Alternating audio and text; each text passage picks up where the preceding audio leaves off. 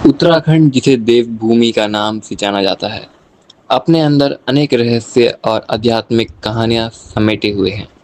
इन्हीं ऊंचे हिमालय पहाड़ों के बीच स्थित है तुंगनाथ महादेव, जो दुनिया का सबसे ऊंचा शिव मंदिर माना जाता है। लगभग 12,000 फीट की ऊंचाई पर बसा ये पवित्र धाम सिर्फ एक मंदिर नहीं, बल्कि आस्था और प्रकृति का अद्भुत संगम है। यहाँ तक पहुँचने के लिए करनी पड़ती है एक खूबसूरत ट्रैक, जहाँ हर कदम पर हिमालय के मनमोहक नज़ारे और महादेव की भक्ति का एहसास साथ चलता है। तो आज हम निकल पड़े हैं तुंगनाथ महादेव की इस यादगार यात्रा पर, जहां सफर भी उतना ही खूबसूरत है जितनी की मंजिल। चलिए देखते हैं इस ट्रैक में हमें क्या क्या अनुभव मिलते हैं। हर हर महादेव। पहले मैं निकलता हूँ लुआघाट से अल्मोड़ा के बहुत खूबसूरत मंदिर, जहाँ 100 से ज़्यादा शिवलिंग देखने को मिलती है। हाँ जी, मैं बात कर रहा हूँ जगेश्वर मंदिर की।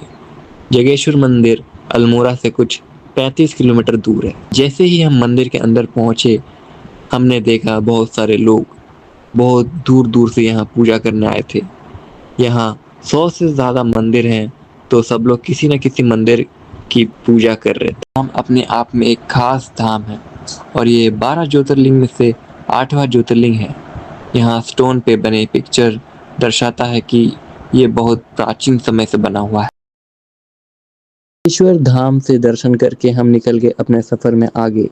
तो अल्मोड़ा से कुछ 20 किलोमीटर आगे आके हम लोग रेस्ट किए, खाना खाया। भरे खेतों को पीछे छोड़ते हुए हम लोग चलते हैं आगे, लेकिन इस बार बारिश भी साथ में आ जाती है। रास्ते थोड़े स्लिपरी हो जाते हैं, पर हमें बहुत आगे जाना था तो हम रुकते नहीं हैं। पर हम लोग अपना सफ़र बस 240 किलोमीटर का ही रखते हैं। हम यहीं होम स्टे लेते हैं और रुक जाते हैं, क्योंकि आगे जाना हमें रिस्की लग रहा है।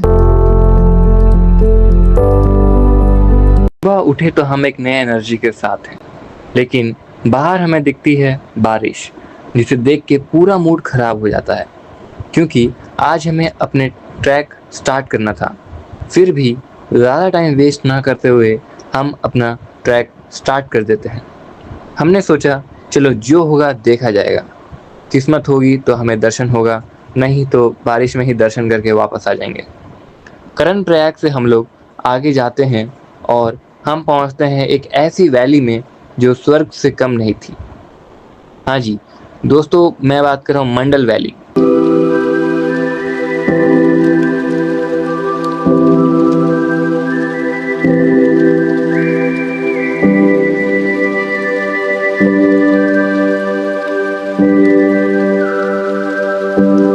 इन नज़ारों को देखते देखते मेरी नज़र पड़ी सामने बहते वाटरफॉल पे।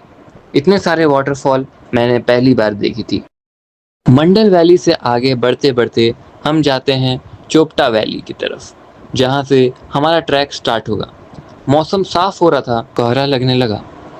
आसमान में थोड़े थोड़े काले बादल अभी भी थे, लेकिन हम इस उम्मीद के साथ आगे बढ़े कि बारिश ना हो। बारिश की वजह से हर जगह से पानी आ रहा था, आसपास हर कुछ ड्रीमी सा लग रहा था। ऐसे रास्तों में बाइक चलाने का मज़ा ही कुछ और है। ऐसा मौसम में रिस्क तो होता है, लेकिन नज़ारे भी इसी मौसम में देखने को मिलते हैं।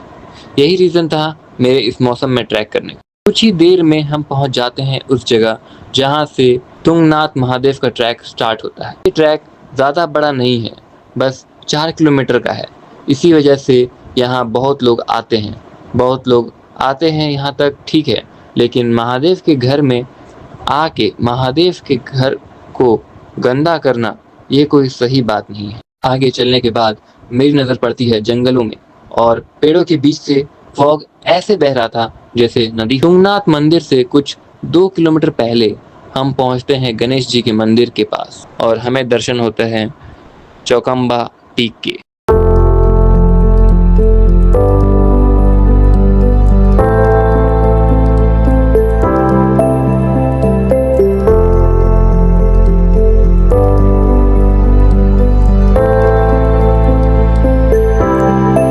देर में हम बादलों के ऊपर आ जाते हैं। सारे बादल हमारे नीचे बैठ जाते हैं और दूर सामने बादलों से भी ऊपर सनसेट हो रहा था, जिसके ऑरेंज कलर से नज़ारे और भी खूबसूरत लगता। वैसे तो मैंने बहुत बार पीकॉक देखे हैं, पर इतने पास से पीकॉक देखना मेरे लिए फर्स्ट टाइम एक्सपीरियंस। इतनी देर हम लोग पीकॉक को देख रहे थे, उतनी देर में सनसेट और भी प्यारा हो गया। हर सेकंड में सनसेट और भी डार्क होते जा रहा था। पहले येलो से ऑरेंज, फिर ऑरेंज से रेड हो गया। अभी इन नज़ारों को अलविदा कहकर हम लोग चलते हैं मंदिर की तरफ। इस टाइम पे ट्रैक पे कोई नहीं था, इतनी सुबह कोई भीड़ नहीं थी, तो देख के अच्छा लग रहा था और ट्रैक करने में मज़ा आ रहा था। तुंगनाथ से चंद्रशिला का ट्रैक सिर्फ 1 किलोमीटर का है, या फिर उससे भी कम, क्योंकि हम कब इन नज़ारों को देख के यहाँ तक आ गए पता ही नहीं चला।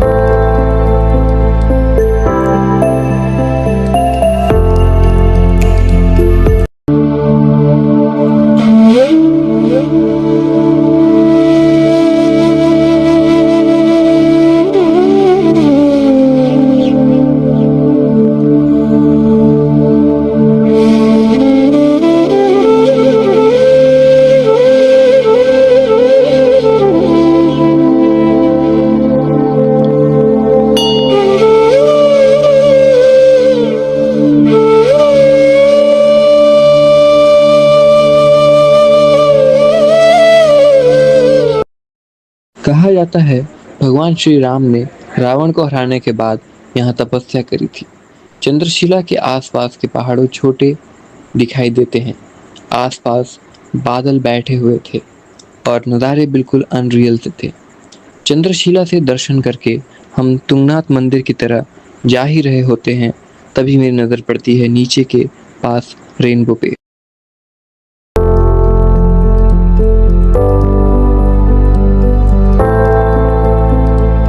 हम चंद्रशिला में दर्शन करके तुंगनाथ के पास आ जाते हैं। तुंगनाथ दुनिया का सबसे ऊंचाई पर स्थित मंदिर।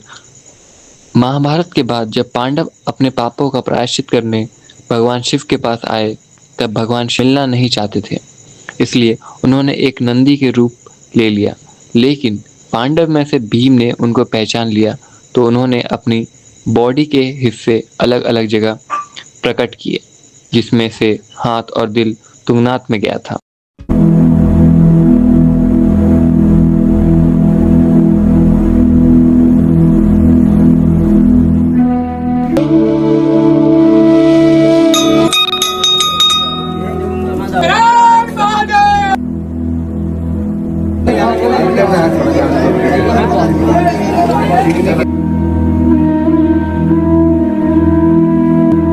तुंगनाथ किसी स्वर्ग से कम नहीं, ऐसे ही नहीं इसे महादेव का घर कहा जाता है।